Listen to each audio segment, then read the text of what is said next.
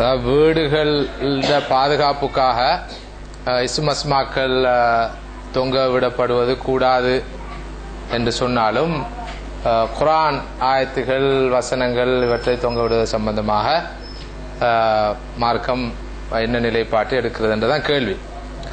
உண்மையிலே இஸ்ம் அஸ்மாவாக இருக்கட்டும், குர்ஆன் ஆயத்துகளாக இருக்கட்டும், திக்ர் அவுராதுகளாக இருக்கட்டும், இதெல்லாம் எழுத்துல தொங்க போடுறதோ ஃப்ரேமுகள்ல தொங்க போடுறதோ அல்ல. அது ஓதப்பட வேண்டியவை, உள்ளத்தில் இருக்க வேண்டியவை. அஸ்தக்ஃபிருல்லாஹ்னு சொல்லி தொங்க போட்டுவே இல்லை, நான் அஸ்தக்ஃபிருல்லாஹ்னு சொல்லணும்.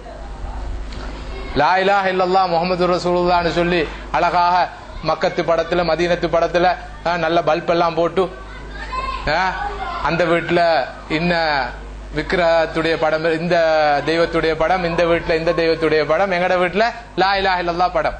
எனவே தொங்க விடுவதற்காக வந்ததல்ல குர்ஆனும் ஹதீஸும் திக்ரும் அவுராதும் ஆயத்துகளும், நாங்க ஓதுவதற்காக வந்தவை. எனவே இஸ்மா இருக்கட்டும், அஸ்மாவா இருக்கட்டும், குர்ஆனா இருக்கட்டும், திக்ரா இருக்கட்டும், இவற்றை ஓதுறதுதான் எங்கட கடமை. எங்கேயும் வரல. எந்த வீட்டில் குர்ஆன் ஆயத்தொண்டு எழுதப்பட்டு தொங்க விடப்பட்டிருக்கிறதோ, எந்த வீட்டில் இந்த திக்ரு எழுதப்பட்டு அழகாக இந்த சட்டத்தில் பிரேமில் அடிக்கப்பட்டு தொங்க விடப்பட்டிருக்கிறதோ அந்த வீட்டுக்கு ஷைத்தான்கள் வரமாட்டார்கள், மலக்கள் வருவார்கள் என்று ஹதீஸ் எல்லாம் வந்தில்ல. எப்படி வந்திருக்குது? மன் கரஅ, எவர் ஓதுகிறாரோ, எவர் இதனை உச்சரிக்கிறாரோ, எவர் இதனை தொடர்ந்து செய்து வருகிறாரோ அவருக்கு இந்த நன்மை கிடைக்கும், அந்த வீட்டுக்கு இந்த நன்மை கிடைக்கும் தான் வந்திருக்குது. எனவே குர்ஆன் என்பது ஓதப்பட வேண்டியது, திக்ர் என்பது ஓதப்பட வேண்டியது, துஆ என்பது ஓதப்பட வேண்டியது. இது என்னண்டா தொங்கப்படுவையாக மாறிவிட்டது. எனவே நீங்க அழகான குர்ஆன் வசனங்களை தொங்க போட்டு வைங்க ஞாபகப்படுத்துறதுக்காக. உதாரணமா நீங்க வெளிநாடுகளுக்கு போனால், இந்த அரபு நாடுகள் எல்லாம் இந்த அவுகாஃப் மினிஸ்ட்ரி, முஸ்லிம் விவகாரங்களுக்கு பொறுப்பான மினிஸ்ட்ரியால ரோட்ல போற நேரத்துல போட்டிக்கும் உதுக்குருல்லாஹ் என்று போட்டிக்கும், அல்லாஹ்வை திக்ர் செய்யுங்கள் ஒரு போர்டு. கொஞ்சம் தூரத்துல போய் இஸ்தக்ஃபிருல்லாஹ், அல்லாஹ்விடம் இஸ்திக்பார் செய்யுங்கள். கொஞ்சத்துல சுப்ஹானல்லாஹ்னு போட்டிக்கும், அல்ஹம்துலில்லாஹ்னு போட்டிக்கும். எதுக்காக என்றால் அதை பார்த்து நாங்க ஓத வேண்டும் என்றதுக்காக. எனவே நாங்க வாகனத்துல போற நேரம் ஒரு இடத்துல அல்ஹம்துலில்லாஹ்னு போட்டிருக்கும், நாங்க அதை பார்த்து அல்ஹம்துலில்லாஹ்னு குறைஞ்ச வாசிப்போம். வாசிக்கும் போது அந்த திக்ரை செய்யறோம். இன்னொரு இடத்துல சுப்ஹானல்லாஹ்னு போட்டிக்கும், இன்னொரு இடத்துல அஸ்தக்ஃபிருல்லாஹ்னு போட்டிருக்கும், இன்னொரு இடத்துல அல்லாஹு அக்பர்னு போட்டிக்கும், இன்னொரு இடத்துல திக்ரு செய்யுன்னு போட்டிக்கும்.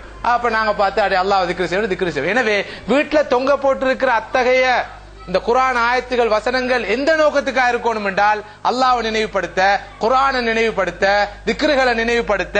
அந்த திக்ருகளை நாங்க ஓத ஆயத்து குர்சியை தொங்க போட்டிக்குது. ஆனா ஒரு நாளும் அந்த ஆயத்து குர்சியை நாங்க ஓதினது இல்லைன்னு சொன்னால், ஊடு முழுக்க ஆயத்து குர்சி தொங்கினாலும் அந்த ஆயத்து குர்சியோட அளவை விட கூட ஷைத்தான் வீட்டுல வைப்பான். மிச்சம் பாதுகாப்பா இப்ப ஆயத்து குர்சியோட பாதுகாப்போட ஷைத்தான் உள்ளுக்கு இருப்பான். ஏன்னா வெளியே வைத்துக் கொள்ள இயலாதே. ஆயத்து குர்சியில யாரும் ஒடுக்கிக்குது. எப்ப ஆயத்து குர்சி நாங்க ஓதுறோமோ அப்ப ஷைத்தான் ஓடுவான். الله لا إله إلا هو الحي القيوم لا تأخذه سنة ولا نوم له ما في السماوات وما في الأرض من ذا الذي يشفع عنده إلا بإذنه يعلم ما بين أيديهم وما خلفهم ولا يحيطون بشيء من علمه إلا بما شاء وسع كرسيه السماوات والأرض ولا يؤوده حفظهما وهو العلي العظيم. என்ற அந்த மேலான ஆயத்துல் குர்சிய எந்த மனிதன் கருத்தை விளங்கி, அதனுடைய பொருளை விளங்கி, தத்துவத்தை விளங்கி, தாத்பரியத்தை விளங்கி, உள்ளத்தாலும் நாவாலும் எப்ப அதை ஓதுறானோ அப்ப ஷைத்தான் ஓட்டம் பிடிப்பான். ஏன்னா ஷைத்தானே கற்றுக் கொடுத்தது ஆயத்து குர்சி. ஷைத்தானை விரட்டுறதுக்கு சிறந்த வழி ஆயத்து குர்சி என்றதை ஷைத்தான் தான் கற்றுக் கொடுத்தது. கெட்டவன் சொல்லி கொடுத்த நல்ல விஷயம் என்று ரசூலுல்லாஹி ஸல்லல்லாஹு அலைஹி வஸல்லம் சொன்னாங்க. அவன் கூட நல்ல நன்மை செஞ்சிருக்கிறான் ஷைத்தான் கூட.